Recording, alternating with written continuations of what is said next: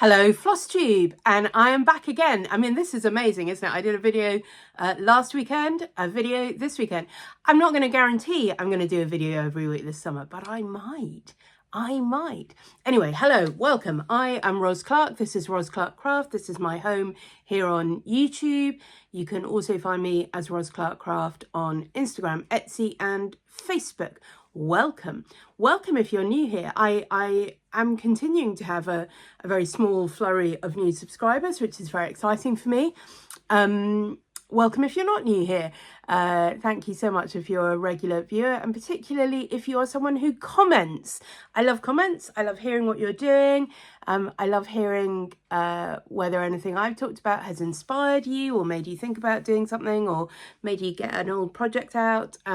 Really great. Particularly love to hear at the moment if you are also doing some version of Camp Nobody Cares, or if you have plans to do some version of that. Don't worry, if you have no idea what Camp Nobody Cares is, I will talk a little about that a little bit later in this video. And there is a whole other video introducing Camp Nobody Cares if you're interested to go and watch. So this week I have a little bit of stitching. It is only a little bit, but it is quite exciting. If you've been here for a while, you're going to see something you've not seen before, I think, at all in this way. But it is a project you will be familiar with. So there is some stitching. I'm going to talk about what I did on camp this week. I'm going to talk a little bit about what's coming up for me on camp next week. I have got some haul. I very rarely do haul on this channel, but I have got some haul I'm going to do this week. And then, like I say, I have thinky thoughts at the end. Did I say that? I don't know. I've been saying it to myself. A thing I used to do on the channel a while ago sometimes was have just a sort of me thinking out loud about a particular question, often around cross stitch or cross stitch on social media, or general crafty creativity kind of things. Anyway, I haven't done one for a while, but I have been thinking about something. It's sort of sparked by an observation from one of my recent commenters that was perfectly fair observation and a kind observation, but turned out to be, in fact, an entirely untrue observation. And I wanted to, and it just sparked a lot of thoughts in my head. So we're going to do that at the end. If you're just interested in the cross stitch, there is some cross stitch in the haul, but mainly the cross stitch is going to be right at the beginning. So you can then, you know, go on and watch someone else who talks about cross stitch a lot more. So my focus project for the week is a cross stitch project, and it is this one. It is A Saviour's Praise from Shakespeare's Peddler, an original design, but obviously, you know, a kind of traditional sampler design. One of the things I love about this design, and that certainly drew me to this rather than any one of the 450 bajillion other samplers out there, was the lack of repetition in it. You know, it has this beautiful border, but you're not trying to repeat the same thing 30 times and get it to match up at the end. I like the lack of repetition because you're less likely to get bored, but also there's a lot more flexibility for both intentional and unintentional changes to the design. So last week, I think I showed you this and I had got right to the top. Did it match up? Well, it depends what you mean by match up. I mean, the short answer is no, obviously not. But did that matter, and did I unpick anything? No, also obviously not. Anyway, I got to the top, and my goal for this week was to stitch this very top border. I almost finished it. Not quite, but I have not got very much left to do on that. And in the process of stitching that, I ended up taking it off the frame. Now, if you've been here for a while, you know I've been using a very old frame. It's very unwieldy. And one of the things is you can't roll it on and off. So you're kind of stuck with the bit that you can see. Because I've taken it off, I can now see, and you can now see, the whole thing in all its current glory. So I think that is quite exciting. Because I've been making changes as I go, and obviously I've been making changes in the colours all the way through, one of the reasons I wanted to take it off the frame at this point was just to check that I'm okay with the kind of balance I've got. I've been using not a limited colour palette, but I've got a stash of colours from which I have been picking more or less all the way through. So I was reasonably confident they would go together, but I wanted to check the kind of balance. So for example, these really bright peacocks that I put in, there's not very much of those colours, the blue and the green. There's a little bit there you can see in that heart, but I knew I wanted to make sure those are there. So I've got a plan for where I'm going to put those colours in to balance that out. Everything else I think I'm reasonably happy with, but yeah, I just want to make sure as I plan the final sections that I do that in a way that I think works with the whole thing. So what have I got left? I've got this little section here above joy to fill in. That won't take very long at all. There's a couple of flowers and a leaf and a little butterfly. Then there's the alphabet, which goes across the top. I have a question there, actually. So it's stitched in the same alphabet as love is stitched in. So it's got 4 crosses in each square. And I'm wondering, I could do it that, which is how it's charted. Could do it with Algerian eyelets or Smyrna crosses. Do you have any sense of which of those is quickest? There is a deadline on this project, if you don't know. It's a wedding present. The wedding is 3 weeks today. It's not the end of the world if it's not finished to be given on the wedding day, but it would be nice if it were. Not least because I want to get it finished and out of the way. So yeah, if you have any experience of timing yourself doing 4 crosses, an Algerian eyelet or a Smyrna cross, let me know. Or if you can think of some other even quicker way of stitching those. I mean, obviously the quickest way would just be to do a single cross, but I don't think that would look nice at all. Yeah, let me know. So, but I am going to do the alphabet. I'm going to slightly make a change. So what I want to do, let me show you on the actual chart, although I've scribbled all over it. The alphabet starts here and goes all the way across to P, then goes all the way across to Z. Then you've got a colon, an ampersand, 1, 2, 3, 4. I'm not going to do anything other than the letters. So I'm not going to do this section, the colon, the ampersand and those numbers. And what I'm going to do is move 2 of the letters, or possibly 3, I need to do the calculations, to the beginning of the next line to give myself a little rectangle space here. And that's where I'm going to put in a motif that will have the blue and the green that I want to include. I haven't quite worked out what that motif will be yet, but that's fine, I'll find something. But I want to put in those colours, so then they will be repeated. This is fun, isn't it, being able to do it with the whole thing? They will be repeated in some design up in this corner, and I think that will help balance that out. I was like, should I just do them in the alphabet? And I might do, but I think the alphabet needs to be reflective of all the colours that I've used, probably. So it probably can include at least 1 or 2 of those, but I think I want another motif that has those sort of in the focus, really. One of the things I do love about this is it uses multiple different colours of green. I mean, on the actual chart as well as in my version. And I think that gives a lot of calmness to the design. I mean, it is kind of crazy. You know, the designs are all crazy and my colours are all crazy.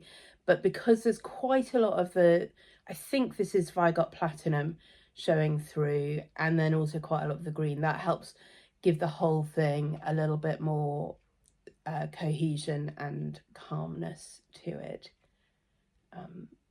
So there's that. So I've got to do the alphabet. I'm going to put something there. And then this place I've outlined, which isn't outlined in the original chart, but I quite like the outline of that, is going to say, so this is a verse from Bible reading they're having at the wedding. This is love, not that we loved God, but that he loved us and sent his son as an atoning sacrifice for our sins. I've charted that out to fit in there. And then down here, we're going to have a verse from one of the hymns they're having, Tell Out My Soul, which I haven't charted that out yet. I have chosen the verse and I now can't quite remember what it was, but that's what's going to go down there. So there's a lot of letters left, basically, and I quite like stitching letters, and I don't worry about carrying my thread. And I think, although they're quite big spaces, I think, you know, there's no really dense stitching on any of them. The thing I had also thought about doing around the church, so the alphabet will come across here, but there then is these kind of two quite big blocks of space. I think I might do some confetti in there so it looks like an actual wedding day. I think that would be quite fun and quite quick, and just make that feel like those are not blank spaces, because there's not really a lot of blank space on the general design. So I think that would be quite a nice thing to do there. It is definitely, we are closing in on a finish. Because I've made so many changes, the stitch counting, I'm using Markup RXP for this. The stitch count is obviously quite approximate, but on that I'm down to about 6,500. So yeah, that definitely feels doable. I'd like to get it done really in the next couple of weeks, but one of the things about getting it off the frame at this point is I can measure it, and I'm pretty pleased. It's, you know, there's not very much distortion at all really, so that's good. So I can measure it at this point and order a frame at this point, so that when it is finished I'm ready to roll, to get it washed and blocked and laced and framed. So I think we can do it. I think we can do it. Like I say, it's not the end of the world if we don't do it, but I think I can. So that is all the cross stitching from this week. Obviously that is going to continue next week, although it's not going to be technically my camp focus piece next week. So the way my camp works, I've allocated spaces during the day, Monday to Friday, but weekends are extra. So I will definitely be working on this all day. Today's Saturday when I'm filming, and all day Sunday. I'm in church in the morning, but you know, this is what I will be working on. During the week next week, I am going to be working on a different focus project, but there will still be some time for this allocated. Particularly at the weekend, also on my day off. I have a midweek day off as well. I only work 4 days a week, and at least 1 or 2 evening slots. So we should be able to make some pretty good progress on that, and I'm excited. It definitely is. I mean, it makes me smile. I posted a picture on Instagram the other day, particularly including the bit with the church. And I'm pretty sure the bride and groom don't follow me on Instagram. I mean, they might, but I don't think they do. But the groom's sister does, and she liked it. And I'm like, I think she's recognised what that is. So that's very nice. And his mum has seen bits of it in progress as well. And everybody who's seen it has really liked it. And people, I mean, thank you, those of you who left really lovely comments about it last week when I showed it. I do think they're going to like it, and if not, I like it, so I don't really care. And I've done it. I will have done it, and I'm proud of that as well, because this was something that I'd started 4 or 5 years ago and then put to one side when I started my, in inverted commas, 50th birthday project. I mean, I'm now 52, so you know, it had been left to one side for quite a long time, and at the beginning of this year I got it out and I'm like, I think it's going to be that wedding present. You know, back when I started it, that was not even vaguely an option to be thinking about. They're very young. And at the time when I started this, they were definitely too young to get married. I mean, even now, they're still quite young to get married. But actually, I think it's worked out really perfectly. And I've kept a lot of the chart there. Some of it literally in the place where it's charted. Some of it has been moved around, and some of it has been replaced with things that are more personal to the couple. Anyway, that's where we're at with A Saviour's Praise. So I'm excited to be at the stage of measuring it and ordering a frame. That feels like a huge step forward, and I hope you enjoyed being able to see the whole thing. Right, next we have my recap of Camp Nobody Cares week 2. So Camp Nobody Cares, very briefly, if you've not heard me talk about this before, I'm doing an DIY at-home summer art camp. It's called Camp Nobody Cares, from the quote, "I want to make beautiful things even if nobody cares." So nobody has to care what I'm doing. I just want to do it for me. And nobody else has to care whether what I'm doing is good or bad or indifferent or whatever. It's just making lovely things because I want to, because it makes me happy. So like I say, there is a whole introductory video that you can go and check out if you want to know more about it. Last week's projects, so week 2 projects, my focus project obviously was A Saviour's Praise. My focus book was this one, 52 Ideas, Drawing Lab, 52 Creative Exercises to Make Drawing Fun. I think the thing I'd forgotten, this is a book that I've had for a while and I have used before. In my head, they're sort of 5-10 minute projects, but actually they're not. They're really half an hour to an hour at least projects, and some much more than that. So I only did part of one, but I did look through it and I was inspired by it. This is definitely a book that I will be keeping. I think a thing I'd like to try and do, maybe at some point over the weekend, is go through and give myself a sort of cheat sheet at the front of, these are the exercises I actually want to do. There are some that I will never do, some that need quite a lot of preparation and planning, but actually here are the ones, if you're sitting down and you've got half an hour now, that I think I would want to do in that time. And I think that would be quite a useful thing to do, so that I don't, every time I get this book out, spend an hour looking through trying to find an exercise that I can do and want to do. So I think that would be a worthwhile thing to do, but it is definitely one I'm keeping. And the exercise that I was inspired by this week, can I find it? Don't know if I can find it. So she has a bit of stuff about drawing the same thing a lot of times. So draw 100 faces. I did not draw 100 faces, and I did not even attempt to draw 100 faces. But what I did try and do was this exercise. So again, it's about drawing multiples of the same thing. Here she has you draw multiples of a dog, but she starts off by saying, yeah, draw one dog, one pose 20 times. Draw the same animal multiple times. Now, I wasn't in a place where I had animals to draw, and I didn't really want to just work from a photo, but I did like that idea of, yeah, draw the same thing multiple times. So yeah, I didn't really do the exercise, but I was inspired by that exercise. Let me show you what I did. I mentioned last week I was going to be away for a few days this week on retreat. And at the retreat, the place I was staying, the lady who works there as the chef is a good friend of mine who we do art together.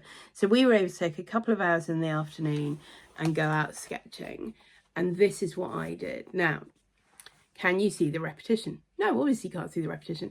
Here, here, here, and here, that is the same plant and the same stem of that plant 3 times, drawn in slightly different ways. Yeah, so that's where this started with that exercise. But I ended up just drawing, it was a sort of kitchen garden. I really liked the greenhouse bit here and some of the other plants. I wished I hadn't done this great big blob of sweet corn at the back.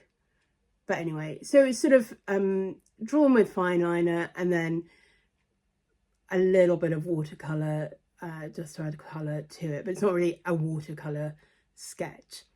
So it was really fun. It was really nice to sit outside, to do some drawing from life, to do some close-up observation, some larger thing, to make it into a scene.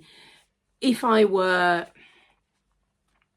back there, I would take this, I would go back again, I would do more sketches, I'd think about composition differently, and you know, and then maybe work it up into something. But you know, it's my sketchbook, it doesn't have to be perfect. It was fun to do. Every time you do it, you are learning things in your hands and your eyes. I like this exercise of drawing the same thing multiple times different ways, because you do a lot more looking, and that's, for me, a lot of the point of art exercises is about the looking rather than the drawing itself. So I was glad to have done that, and I'm going to award myself some stickers, some badges for that. So this is where I'm putting my week 2 stickers. So I think for that one I get oh, I haven't cut these out. Oh, okay, well, we'll sort of have to do this, and I might have to rejig it later. But anyway, giving myself the nature badge because we worked outside in nature. And I'm giving myself the teamwork badge because I did it with my friend and she also was doing art at the same time. There we go. I'm not really going to count it as bookwork or exercise this time, but I could give myself those if I really wanted to. So those are the badges that I got for that. Now, the next badge I get, and I definitely deserve this, and again, I haven't cut this out. I'm just going to rip it and I will cut it later. It's fine. But this was a big thing that I did that I want to talk about a lot. Oh, that's the wrong one. There we go. Let's try it. Actual field trip badge for going on a field trip. Because I went on a field trip this week. And I think I mentioned last week, this was something I had booked long before summer camp was even the germ of an idea in my head. And that was the Festival of Quilts. Right, now I'm not going to be able to get the backing of this. There we go. I recommend cutting out your stickers in advance if you're doing stickers. But anyway, there we go. Field trip for the Festival of Quilts. Now, Festival of Quilts, it's sort of the UK and even really the European equivalent of QuiltCon. It's huge. It is the biggest quilt festival in Europe. It's on for 4 days. You can spend all 4 days there. I went for 1 day. And one of the things that's going on in my life at the moment is just a lot of exhaustion and burnout. So I'm like, okay, I really want to plan carefully what I want to do with that day so that A, I don't get halfway through exhausted, and B, I don't get home and just think, oh yeah, I just wasted that. So there were a couple of things that I had planned to do in advance. I booked in a little workshop. I like booking in a workshop because I like to do creative stuff, and it's very easy to not be creative at all at something like that. It's very easy to just do shopping or just be overwhelmed by looking. So I booked a workshop. I didn't book because you didn't have to book, but I had planned to go to a talk. And then I really carefully looked at what stalls there were that I wanted to go to for shopping. The thing I wish I had also done was thought a bit harder about which quilts I wanted to see.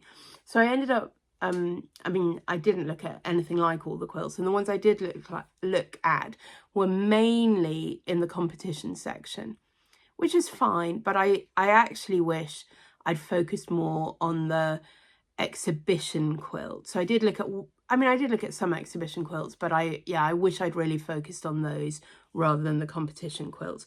Looking at some of the social media and YouTube of other people who've been at the quilt festival and had been to those sections, I'm like, yeah, I really wish I'd done that. But anyway, but it was still good. So the workshop that I did was making quilt zines with Chris English. He's on Instagram as A Full English. I will definitely link him below. He's so fun. So the first thing we started off with, you know, he gave all of us this A3 sheet that he'd printed out that we cut up and learned how to make into the little zine book. Some people took the trouble to cut out the outline so the pages fitted perfectly. I didn't bother to do that. So we made that, and I like it. It's got the instructions for how to do that, but also some things about how zines and quilts are related. And a lot of it is that cutting up of things, reusing of things. He gave us some prompts for how we might think about using our zine with respect to, in a sort of quilty kind of way. Some examples of source material that you might use, some background about zines, and then his details in the back and how to do it. And then he gave us then a second sheet of paper, a coloured sheet of paper, and he emptied a huge bag of paper scraps. So effectively what we were doing with collage. Now, I'm all over collage. I did think when I booked we were going to make fabric zines. So I asked him about fabric zines, and he's like, yeah, you absolutely can. And he has made fabric zines. What you can't do with a fabric zine that you can with a paper zine in quite the same way is replicate it. So one of the things about a zine is that it's very easy to photocopy.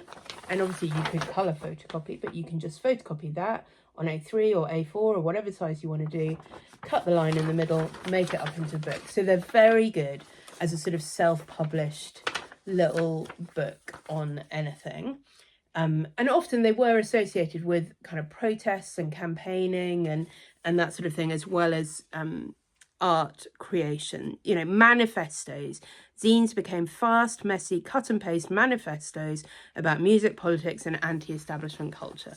I mean, I think they could have been about other things, but because they were in that self-published world, they were great for anti-establishment. You could make them yourself. So he said what he did when he made a fabric one was he made one and then photocopied that. So what was distributed were paper versions, even though the original piece was textile. So I thought that was really interesting. And obviously the physical product of the textile one is a little bit different. The pages are thicker, it folds in a slightly different way, and so on. So that was interesting to talk to him about. Here is the one that I made during the workshop. He had these stickers that were stamps, used and not used stamps, and maps, and this kind of magazine comic thing. I really liked cutting that out. This is an actual photo of a quilt that was in the thing. This was really fabulous paper. This was an old poster that he had taken down, you know, from a wall where it was kind of falling down, and it's got, yeah, just a lot of lovely texture on it. So I thought that would be fun to kind of cut up and make into an actual quilt block. And then we also did some printing. So this was really fun, and I wasn't expecting that. He had made 3 print blocks just using fun foam sheets, cut out, stuck onto wood blocks. We used just ordinary acrylic paint to roll onto them, not ink. And I think it was really effective. I printed mine onto 3 pages from a magazine that had these beautiful colours. It was a fashion magazine. This was a man in a very vivid orange suit, a very vivid cerise suit, and that was a kind of plain bit. So I enjoyed doing that a lot. Mine is not finished. It's not the best collage I've ever done. I really enjoyed an hour of sitting down, of creating, of thinking about quilts in a very different way. Chris English is all about thinking about quilts in a very different way. He had, I think, 2 in the show, and I don't think I saw either of them. One of them, at least, I know was in the section that said, warning, there is offensive language in this section. So that gives you an idea of the kind of quilter that he is. And the fabric zine that he was talking about would also definitely have been in that section. Yeah, but I really like the way he uses quilts and thinks about quilts very differently, very non-traditionally. And, you know, this is a very non-traditional workshop for the Festival of Quilts, but it was quilty. And it was just helping us all think about, well, what is a quilt? And, oh, okay, so if I did something that was kind of quilt inspired but papery, what would that look like? So his prompts were very much thinking about that, you know, design a block that honours something you've inherited from an ancestor. Quilts are about warmth and safety, so maybe do a page about comfort and safety. Quilts hold things together. What's holding you together? So I really like that. It was really inspired by quilts, but not quilting. So I feel like I definitely deserve a sticker for that. What have I got that I don't have to rip up in front of you? I learned. I'm going to give myself, I learned from that, because I did. Although I've made zines before and I've done collage before, I definitely learned to think about that in a new way from him. And yeah, and that printing technique was new to me as well, so I definitely learned. Right, let's give myself that. So that was one of the things I did. Then after that, that was midday, so after that I ate my lunch, I did look at a few quilts, and then I went and did the shopping that I wanted to do. So that's what I'm going to show you my haul. Oh, he also gave us little bags which we were free to fill up from his thing. There's some really beautiful work in there. I don't know what all of these were, but look at this.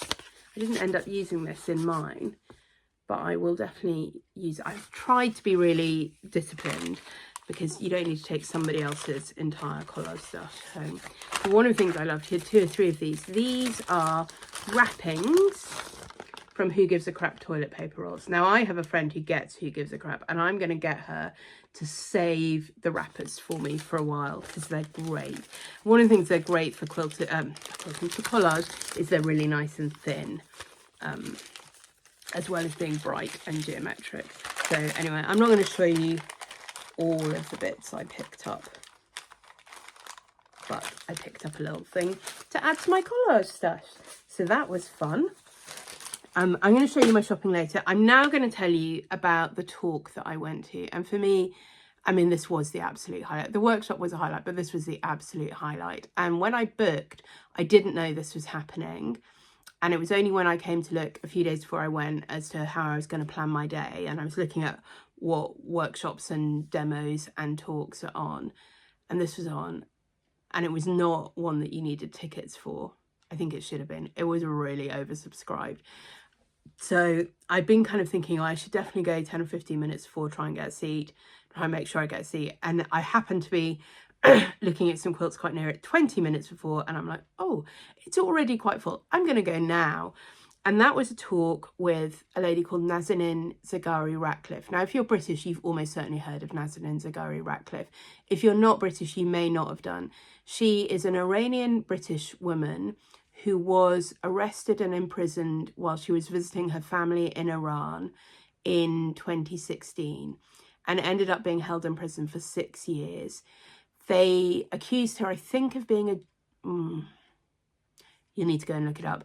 I think certainly that it was a political thing, they thought. I feel like maybe they thought she was a journalist or a spy or something like that. And she really wasn't any of those things. Her husband was back in the UK trying to petition the UK government to get them to sort it out. They were not entirely as on it as they might have been, shall we say. It got quite a lot of notoriety. There were a lot of celebrities who were supporting her campaign. I remember Victoria Coren Mitchell speaking out about it very prominently, but, you know, many others as well. And eventually she was released after 6 years. When she went into the prison, when she was taken into the prison, her daughter was 22 months old.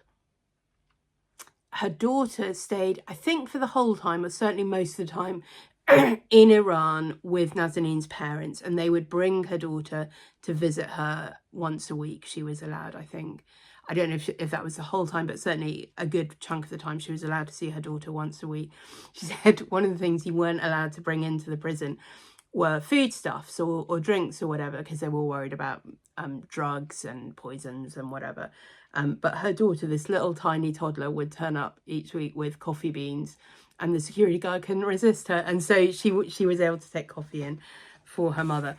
And the reason they had her talking at the Festival of Quilts was because one of the things that she was able to do while she was in prison was sew, and also knit and crochet and do crafts with her daughter when she visited.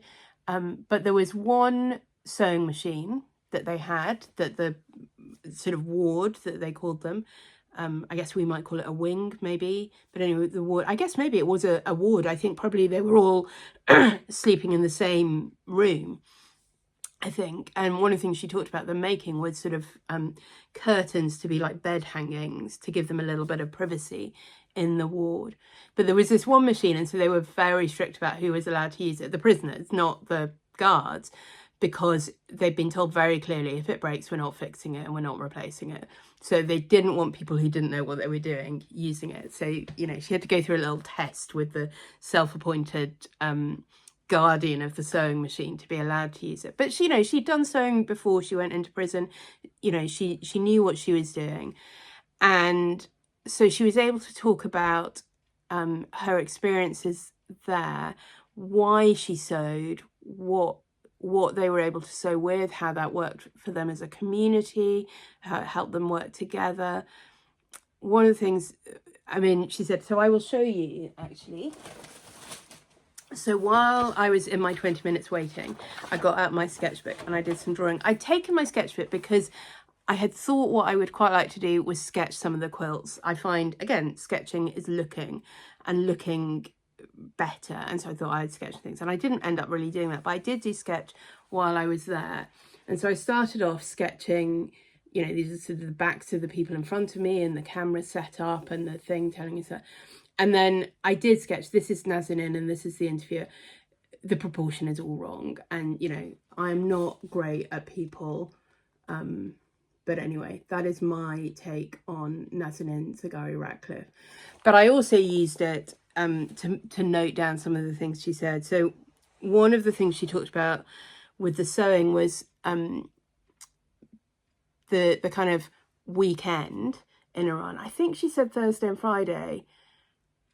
I would have thought Friday and Saturday, but I think she said Thursday and Friday. Anyway, and there'd be a lot of the women would not want to work on that time if they were very strictly Muslim, I think, or also maybe were allowed out at the weekend sometimes. I don't know, but she talked about often being on her own in the sewing room at that time. And she said, I could imagine that this was not prison. This was my home, because she would have freedom to spread out all her fabric, to work without having to share. Yeah. So yeah, she talked about her motivation. A lot of her motivation came from her daughter. So she'd made clothes for her daughter before she went into prison. And she said she had this vision of sort of she and her daughter wearing garments made from the same fabric. That never actually happened, but there was the fantasy that she had. And so you could sew that fantasy. Her husband was able to send her parcels, not often, but like maybe a couple of times a year, 3 or 4 times a year, maybe at the most. And she said, can you send me some of the fabric from my stash?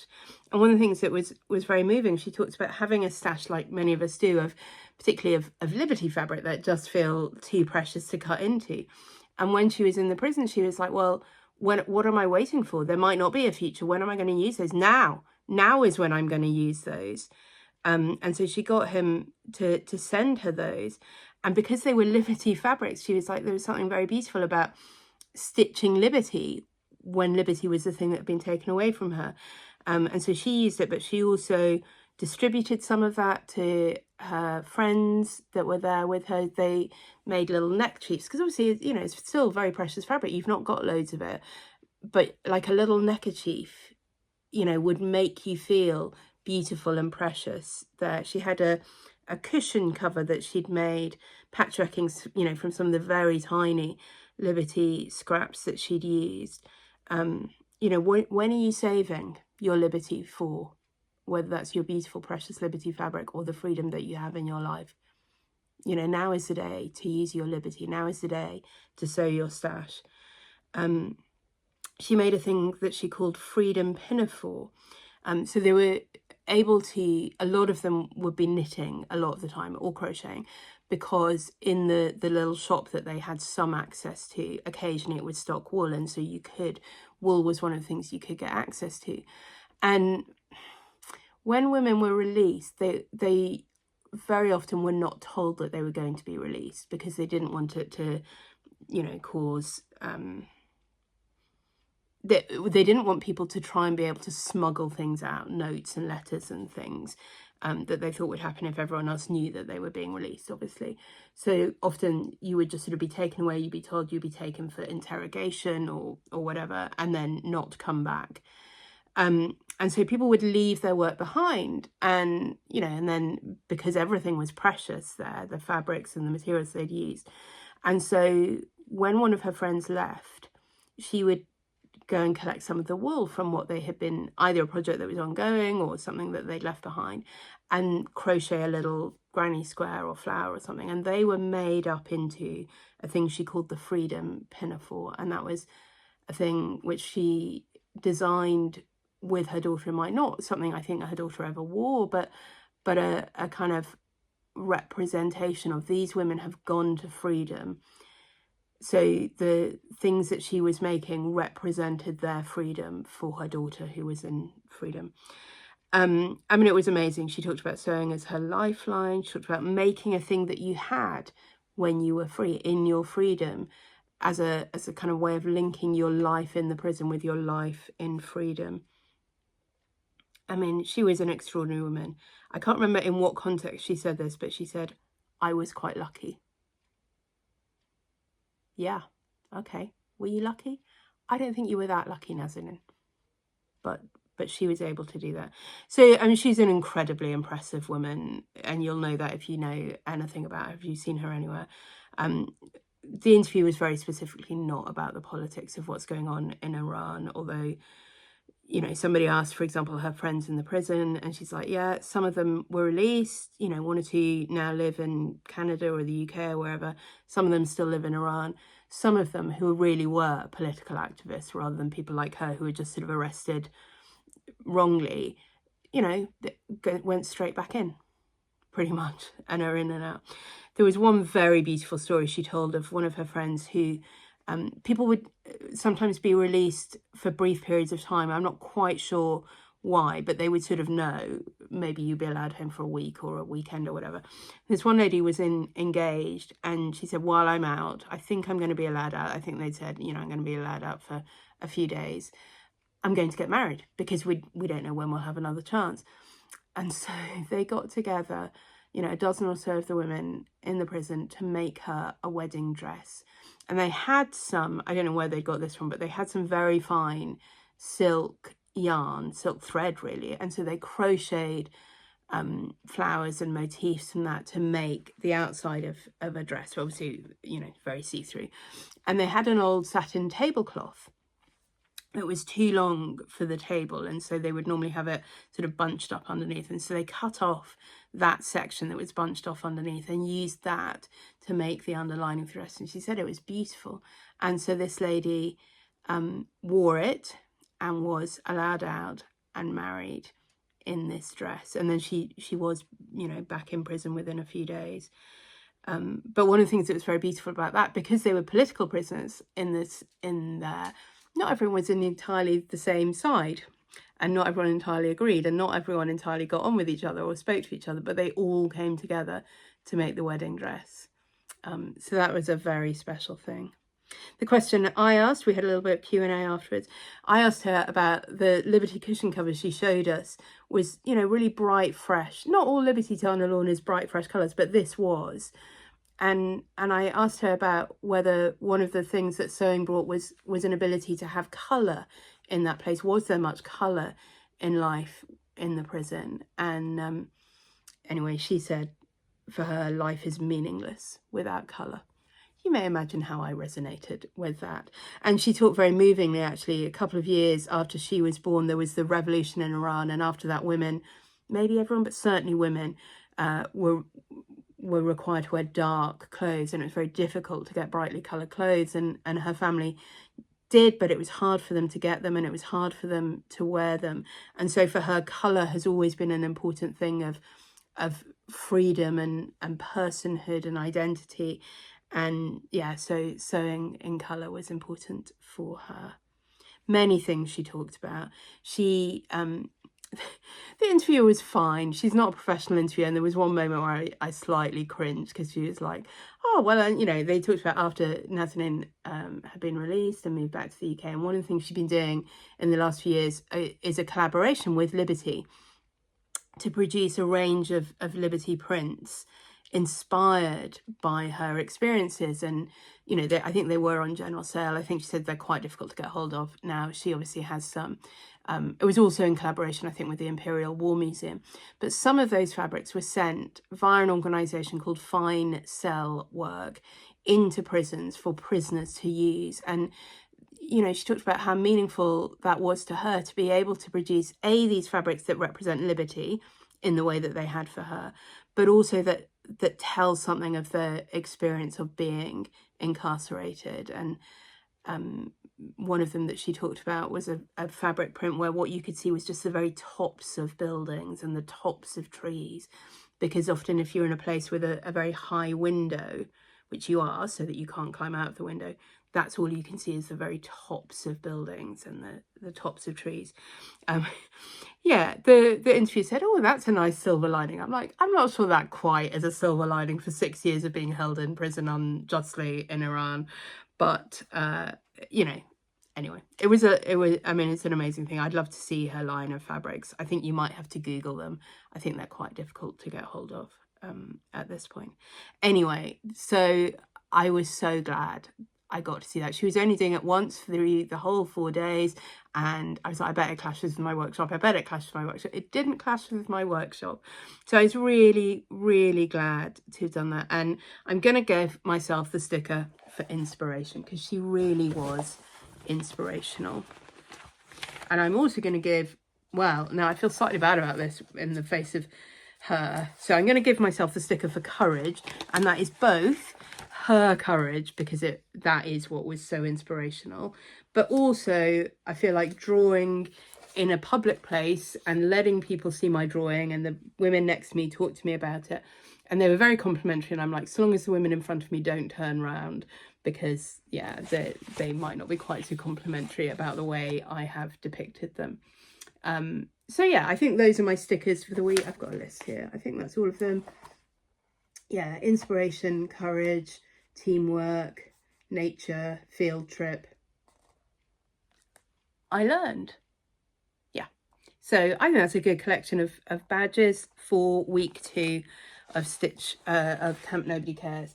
I didn't really do a lot of my daily morning marks and morning pages this week. I did do a little bit, but I didn't do loads, and partly that was because of the retreat that I was on that sort of took the place of that. So I mean, nobody cares. I'm not mad about it anyway, but I'm particularly not mad about it because of that. Next week's camp, just really briefly to let you know what I'm going to be doing. When I was doing art with my friend, she mentioned this book, and I'm like, that's on my list of books to do on Nobody Cares. So I'm going to do this book next week, Finding Your Own Visual Language.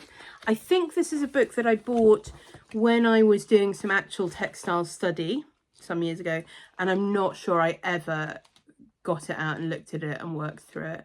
So I'm quite excited to get to that. Find Your Own Visual Language. That's my book for the week. My focus project for the week. So I am going to be working on the Save Space, but actually my focus project for the week is dressmaking.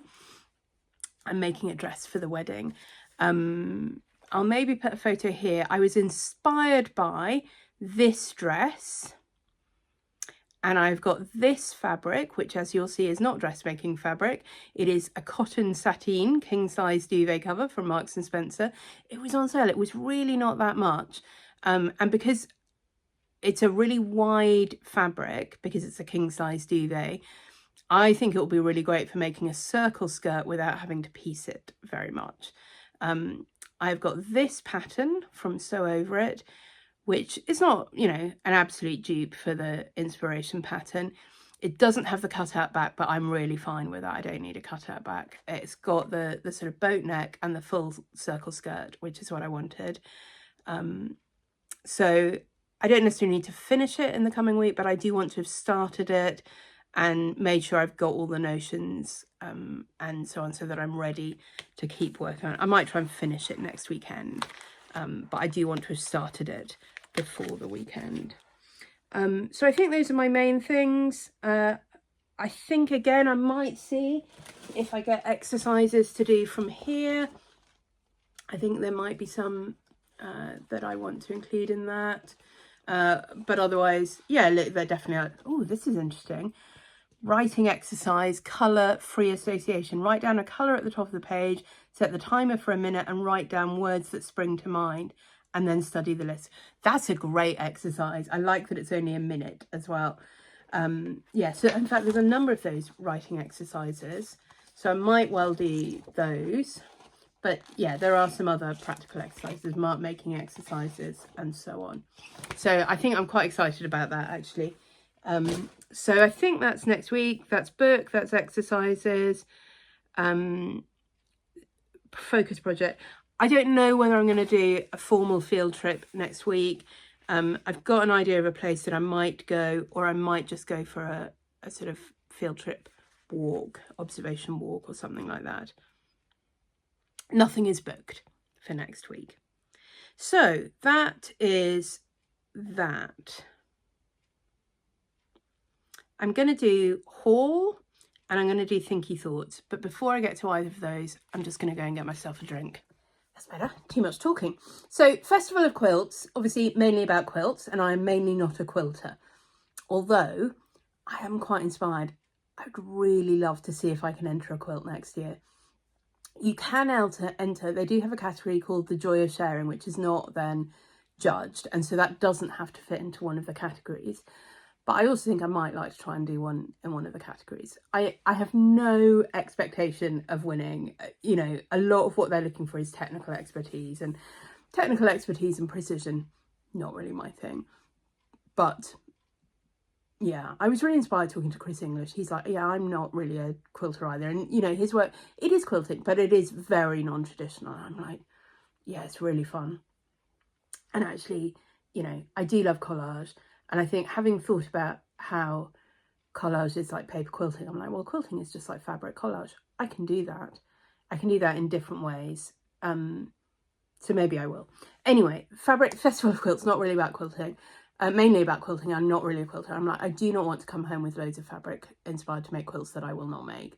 So I looked really carefully at the list of exhibitors. There are a lot of exhibitors, and you can filter them. So I filtered by cross stitch.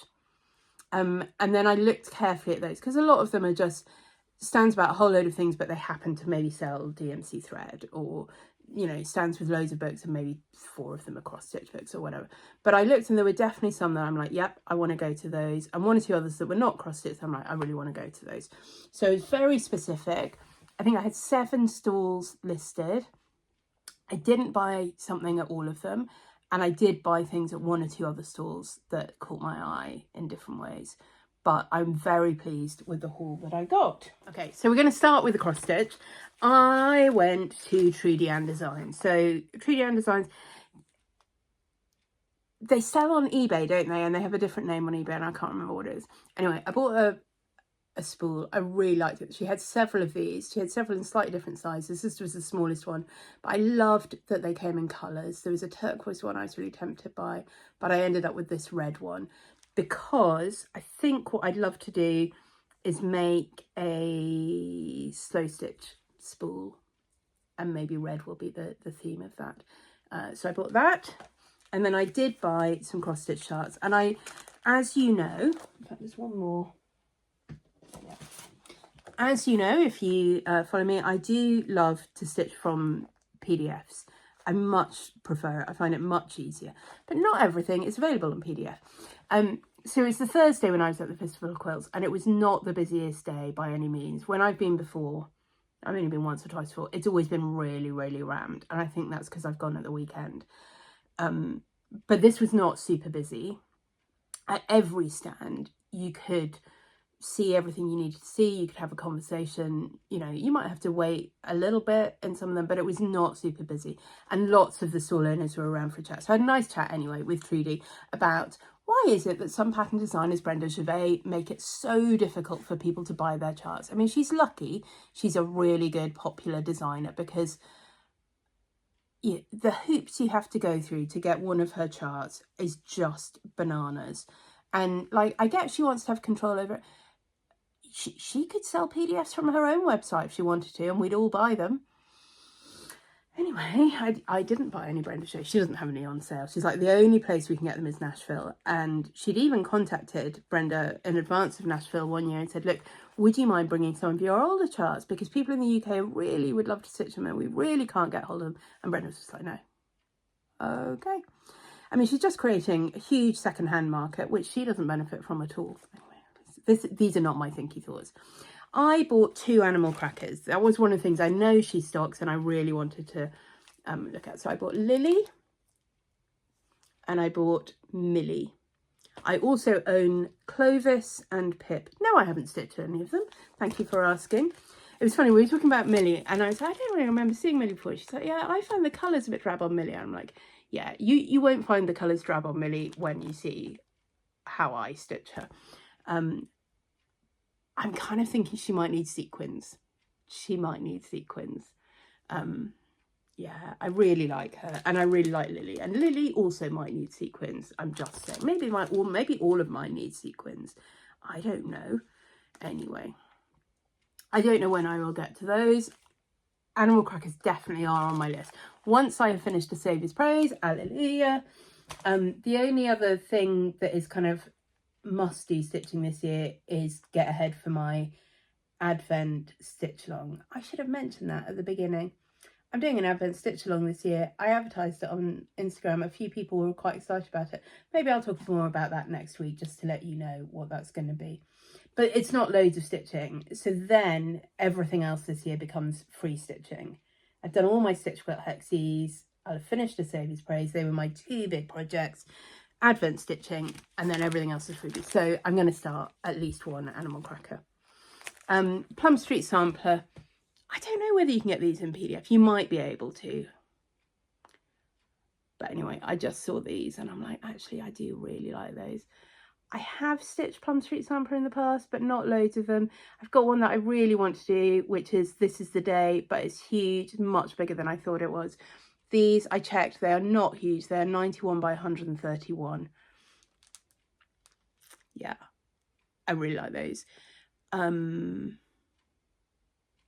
might do them as one panel. I don't know. All right, that's not an immediate stitch, but that is on my list. And the other thing I got was Needleworkers Tiny Town. So last year I stitched Nativity Tiny Town and really enjoyed it. I own Quilted Tiny Town. I had thought previously, should I get Needleworkers Tiny Town? And then anyway, I saw it, I'm like, okay, I am going to have that. So that was my haul from Trudy Ann Designs. Next stop, this was a planned stop, Paintbox Threads.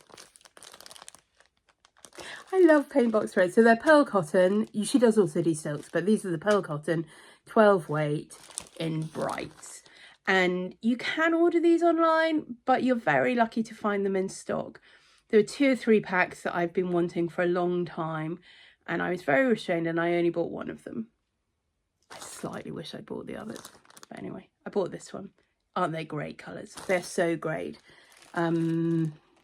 Yeah, the pack I already own is one that is sort of Christmas colours, and I don't do a lot of Christmas stitching, but when I do, I try and use my Paintbox thread so that they're all kind of cohesive together. I can't remember.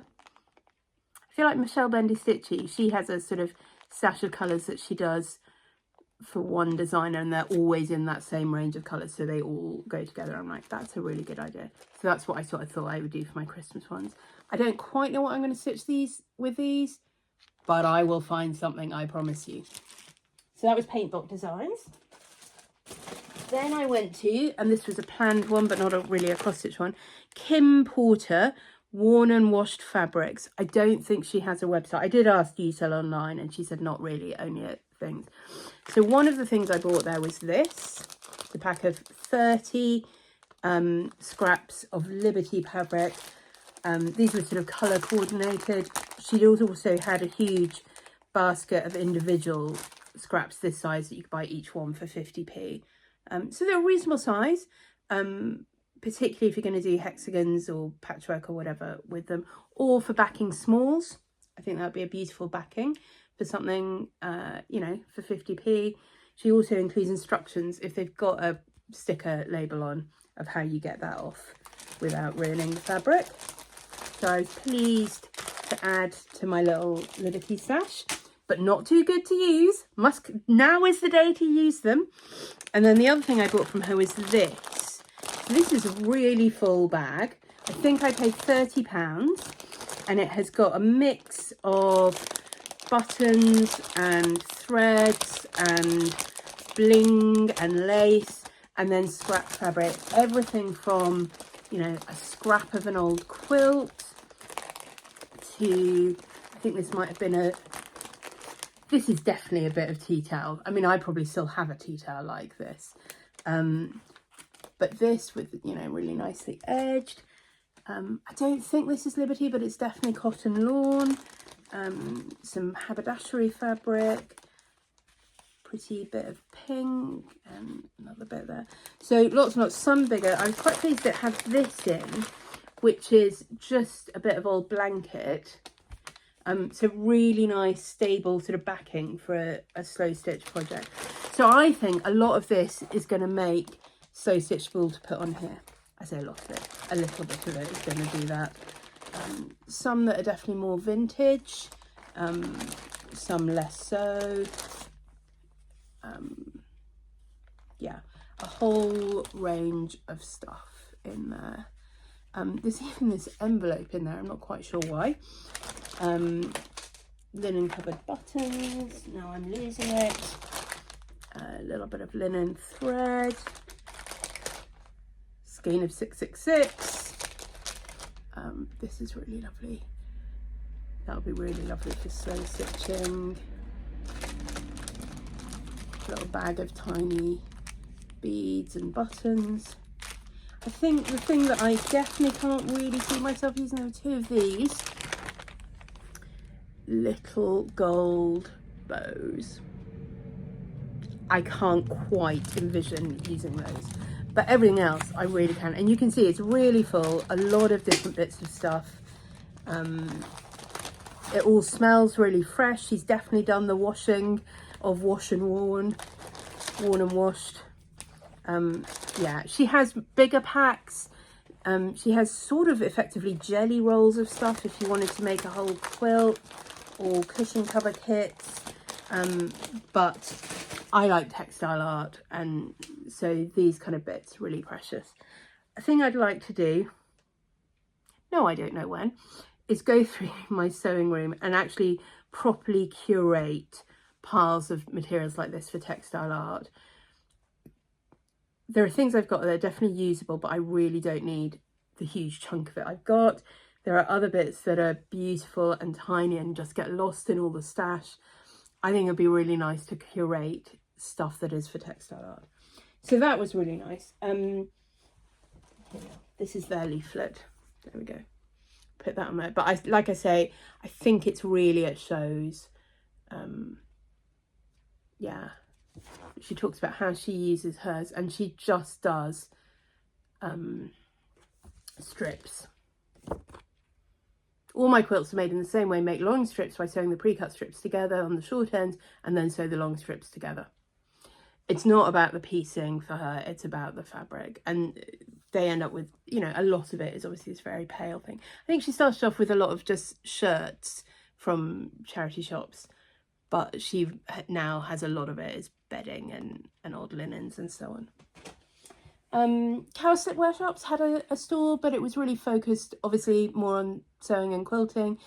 They did have a handful of cross stitch patterns, but I'd already bought Stacey Nash elsewhere and their stall was quite busy. They won one of the quilt categories, so I think that's one reason why they were very busy.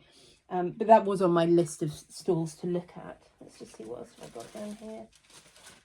Now, this was someone I'd not heard of, but I was really glad I'd taken the trouble to look up on the exhibitors list and go and look at. She's called Colette Mosscrop. Sorry, this is a really noisy bag. Let me hold this up so you can go and look her up. Colette Mosscrop, hand screen printed artisan textiles for slow stitching, sells fabric, kits, patterns and workshops. I ended up buying one of her little sample packs. And this was the fabric that I really found interesting. She does sell this in sort of whole panels. And the idea is, I mean, obviously you can do what you like with it, but the idea is you can stitch into each of those little tiny blobs. And in fact, on the very next door stand, there was a lady who sold plant dyed fabric and threads. And she had some of these panels which she had used to show off her threads. I was like, oh, that looks really similar to the lady next door. She's like, no, it is from the lady next door. And she bought it at last year's show and used it to show off her threads.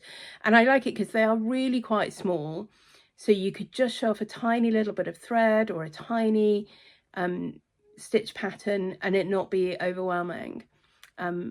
Yeah, so I like that I got some of that. There's this. I don't know, again, some of these might be really lovely backing fabrics, but also I think slow stitching really is what I will use them for. I like this one with the outline of the tulips. I don't know if you can see it. No, you can't see that at all. It's white on white printing of a tulip outline. Maybe you can just about see a shadow of that, not really. This is that same block pattern but done big. There's a little grid pattern.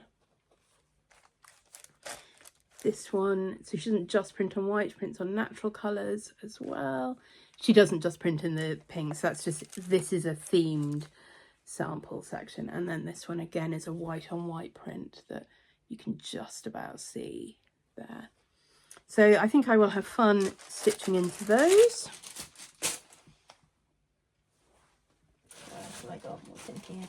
Oh, now this was one that I had seen online and discounted. And then as I walked past, I'm like, oh, I like those a lot better than I thought I would. So this is seaparrot.co.uk, and this is printed fabrics, not just around sea creatures. In fact, she also has seabirds are a lot of what she does, but there's also British wildlife series and other things. So let me show you the panels I got. Got a little mini strip of mini puffins. Oh my goodness. Aren't they the cutest? So these are really tiny. I think each square is maybe 2 inches and then would stitch down to 1.5 inches square if you were doing that. So that's really cute. And then I also bought a bigger panel of a puffin. I'm going to say if you're someone who makes project bags, you could have a lot of fun making project bags. They also have sort of all over prints to coordinate as backing fabrics. I didn't buy any, but they do. So that's my big penguin puffin. And then this was in a seconds pile, and I have yet to find what makes this a slight second. But this is a panel of penguins. And you know, you can see they're designed to be cut up. Each one has got a name, but you could definitely hide the name. Yeah, I think you almost certainly would. Tells you Emperor penguins are the largest and Gen 2 penguins are the fastest underwater swimmers. Yeah, they finish as 3-inch squares. And you've got 12 penguins. And they were super cheap. So this panel was £5. This block was £2 and this little strip was £2.50. And I was just like, actually, they are so cute. So I don't know what I'm going to do with those, but I really liked them. And yeah, I mean, it does just show. Obviously, sometimes you have to see things in person, but I was like, I cannot see everything in person. I'm going to limit. Again, this was from a shop that I had not planned to. It's called What the Fabric. And I was drawn to it because they have a large range of Ruby Star Society and Sheila Pink fabrics. I didn't buy fabric, but I did buy fabulous zip. Bag making is one of my projects later this summer. So I'm like, oh, that's so cool. And that was not super expensive. For a 40-inch zip, double pull handbag zipper, I think I paid £8 for that. And it's just cool. So I was very pleased with that. And then I bought quite a lot of ribbon. I bought a pack of Sheila Pink ribbons. You got 5 ribbons in there. I think you get 1 metre of each. Maybe you get 1 yard of each. Yeah, 5 yards. And then these were by the metre. Both Ruby Star Society, one of their stamp ribbons. I really like those. Some of them are sewing themed, some of them are not. They're just all fun. And typewriter ribbon. I have used some of their typewriter fabric in the past, and I think I might still have some of it. But even if I don't care. I just love it. So I think that's everything I bought. The one other thing I did, which I forgot to mention earlier, that was part of my plan for how do you survive the day without exhaustion, the Aurifil Lounge. So Aurifil make threads. They make quite expensive threads, but very nice threads.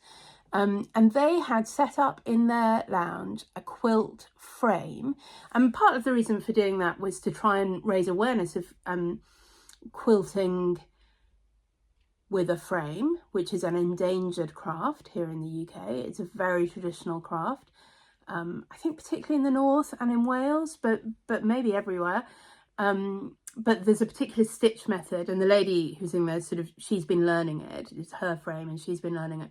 And I'm like, wow, that is quite a skill. She's like, yeah, it's not straightforward, but also it's designed really, you know, it was when people were quilting for money. These were quilts that they were making to sell.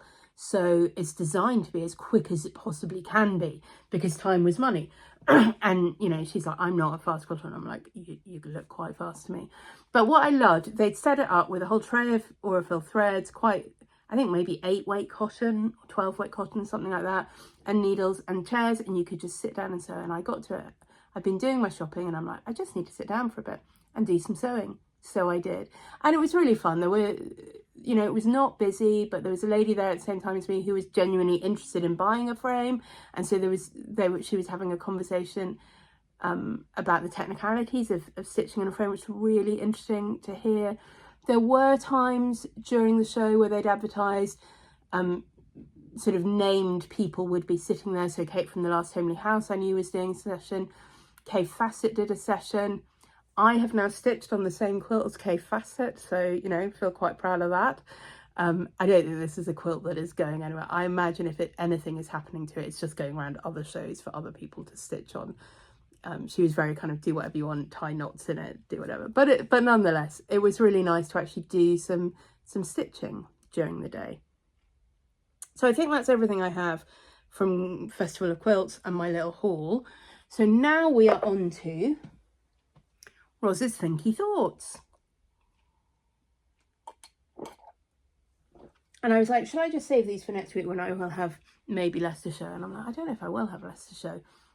So I'm going to do it now. Feel free to, you know, go off and do something else and come back later and listen, or not listen at all, whatever you like. But I've been thinking about this for a little while, and it just seemed like a couple of things that had happened that I was like, yeah, I do want to talk about this on my channel. So a couple of weeks ago, lovely Sarah from Penelope's Pocket sent me a very sweet message on Instagram to say, you don't seem to have your hype button enabled on YouTube, Roz. And I checked, and I think you'd be eligible for it, because I went to give you hype and I couldn't. So I looked, and in order to be eligible for the hype button, you also have to be eligible for the monetization program on YouTube.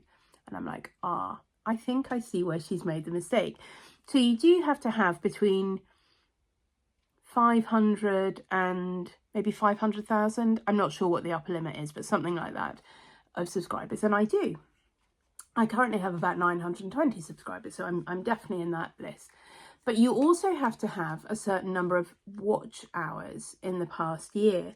You have to have 3,000 watch hours in the past year. And I don't. I have about 900. And it was about 900 the year before that, and about 900 the year before that.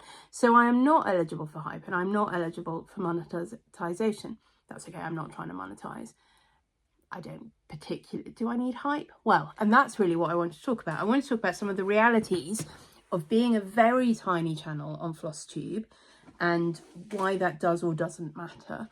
And you might not have any interest in that at all, and that's completely fine. You might think, well, surely everybody fits in those categories, and you've been around for ages, Roz, and you don't. How could that be the case? So I'm going to talk about how that is the case, and why I do care and why I don't care. So I've had this channel for, I should have checked and I didn't, but 7 or 8 years maybe, something like that. And it wasn't always a cross-stitch channel. So that is rule number 1 of why mine is a tiny channel, is when it started, it wasn't what it is now. And YouTube does not like to promote channels that change. It also doesn't really like to promote channels that are about multiple things. So I think I started it and I was doing unboxings. I had a subscription to a fun box in the UK called Boxcitement, and I'd got quite into watching unboxings. I'm like, maybe I'll do an unboxing channel. And that didn't really take off, and I only did 2 or 3 videos. And I'm like, well, maybe I'll make it a craft channel. And I was like, I'm going to do like a craft challenge. And again, I did like 1 or 2 videos where I gave myself £5 to spend at IKEA or, you know, the pound shop or whatever, and make something from them. And that didn't really take off, and I ended up not really having time to do that. And then I did a couple of videos about planning, because I watched a lot of planner videos at the time. And yeah, and I wasn't really consistent with any of these, and so I never really built up an audience, and that's fine. And then I started watching a lot of Flosstube, like we all did. And I was like, oh, well, I do cross stitch, but I also do lots of other crafts. Maybe I'll have Craft Tube.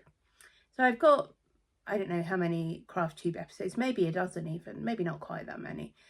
But I did like a year or so, and I called it Craft Tube, and I talked about all the different creative things I did, and I enjoyed that.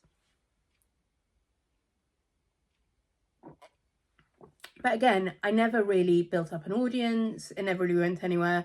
YouTube didn't really know what to do with it. I wasn't really promoting it. I'm not very good at self-promotion. I just feel like people should find me. And if they don't find me, that's fine. And if they don't like me, that's fine.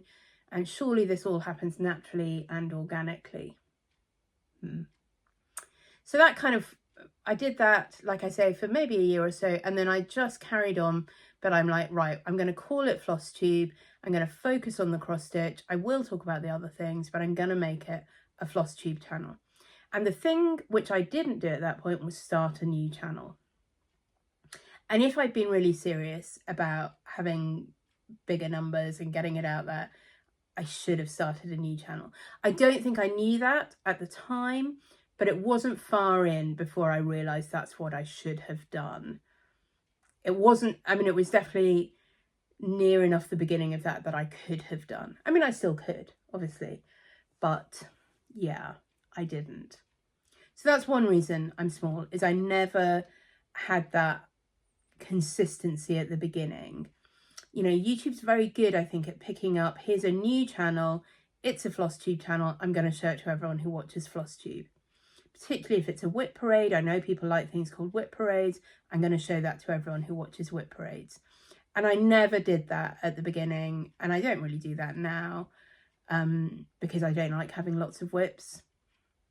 I've never done the things that people do to make, in quotes, a good Flosstube. I don't have lots of projects. I don't have lots of haul.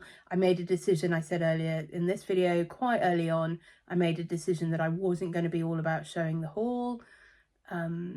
So I've never worked with a brand. Why would you work with me if you're a brand? Because my channel's tiny. All of that kind of stuff. And in general, I'm pretty happy with that. I'm not about building a big audience. I'm about having a place to share and express my creative life. And if there are people who are interested in that, that's fabulous. And it's great. And I you know, I really value a small audience who actually love my stuff. And, you know, if you're here and you like my stuff and you comment, that's brilliant. That's brilliant. But it did get me thinking, Sarah's comment, surely you're eligible for hype, and I'm not. My goal this year has been, I say goal, it would be really nice if this happens, but I'm not actively doing anything to pursue it, has been, I'd really like to get to 1,000 subscribers. And I think I perhaps will. I've had 40 or 50 new subscribers in the last couple of weeks. I think mainly that was Michelle, Mama Loves UGB, talked about Stitch Quilt. I think Stitch Quilt in general has got me quite a few new subscribers. Certainly got me people in my Facebook group and others commenting on that. Today, I haven't talked about Stitch Quilt in this video. Today is the last day of the first series of Stitch Quilt releases. I'll show you the thing next week. If you're on Instagram or in my Facebook group, you will have seen Zed come out today. I haven't done any work on it in this week, so that's fine. I'll talk about it next week. So that has been a thing. Maybe the Advent sale that I'm planning for later in the year, maybe that will get me some new subscribers as well. I feel like 1,000 subscribers by the end of the year might happen, and that would be great. If you're watching and you don't subscribe and you think, yeah, actually, I do really like Ros's videos, please subscribe. I'd really like you to, because I'd really like to hit that sort of target, shall we say, rather than goal. Like I say, I'm not really actively working towards it. But I would like to do something about the number of hours watched. And one of the reasons why my number of hours watched is low is because I don't put out a lot of videos and I'm very erratic. So I'm really hoping, actually, over this summer with my summer camp, I think I will try and put a video out every week. And these are turning out to be quite long videos, which I wasn't expecting. Turns out I have a lot to say. Who would have guessed? Yeah. So obviously, the longer your video and the more videos you put out, the longer number of hours available there are for people to watch, the higher your video watched hour total is. I now have forgotten words. and how you string them together. But you know, if you only put out an hour or two's worth of videos in a year, even if everybody watched them, you're not going to get a hugely high watch count. But if you're putting out an hour every week and hardly anyone watches it, you can still build up quite a number of hours watched. So that is something I can actively do something about without going all promo-y, is put out more videos. And certainly over the summer I plan to do that with Camp Nobody Cares, and maybe I'll get in a habit and that'll continue through the autumn and winter. This isn't a woe is me at all. Like I say, I do think my videos are quite niche, in the sense that what I stitch is quite different from a lot of what other people stitch. I don't like to have a lot of works in progress. I don't like to share haul. And I'm not going to change those things to make my channel somehow more popular. I'm just not. It is me, and what you get is me. And I like to do a lot of crafts. I like to talk about a lot of different things. I like to show you what I've stitched, but it won't always be very much. And that's fine by me. Yeah. What would I like you to do? If you're watching, and if you've got this far, do leave me a comment. If you don't subscribe, please do subscribe. I might make a little short out of this bit and just say, if you don't subscribe, please subscribe.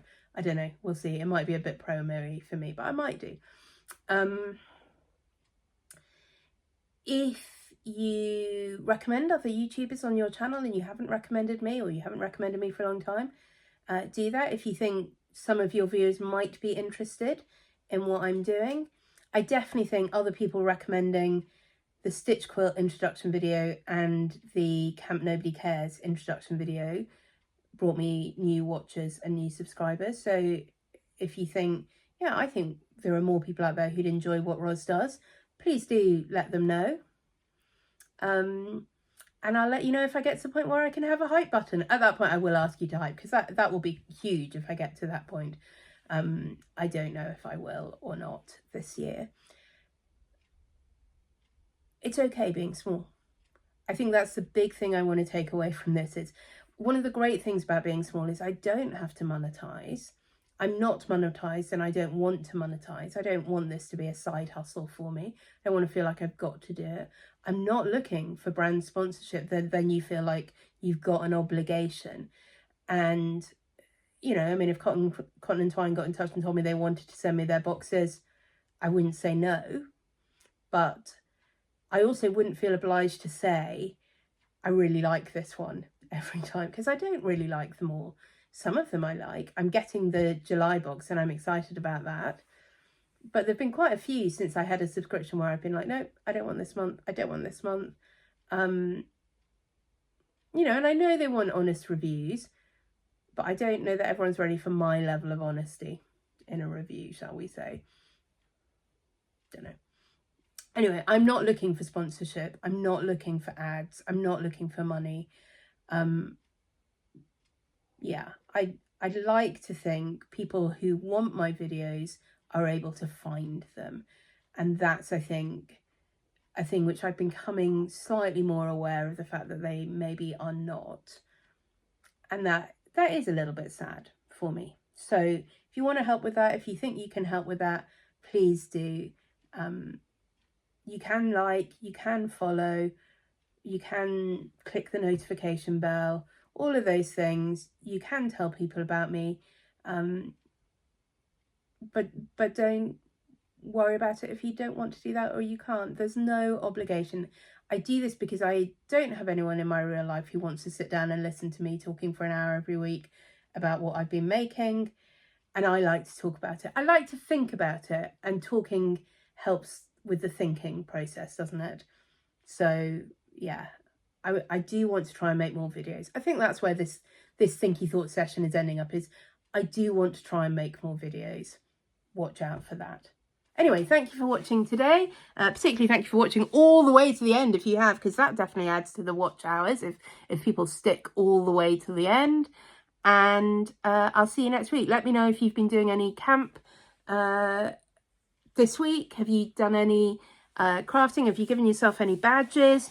If you don't want to bother giving yourself badges, if you post about it on Instagram, I will award you badges over there, digital badges. So that's fun. and I will see you next week.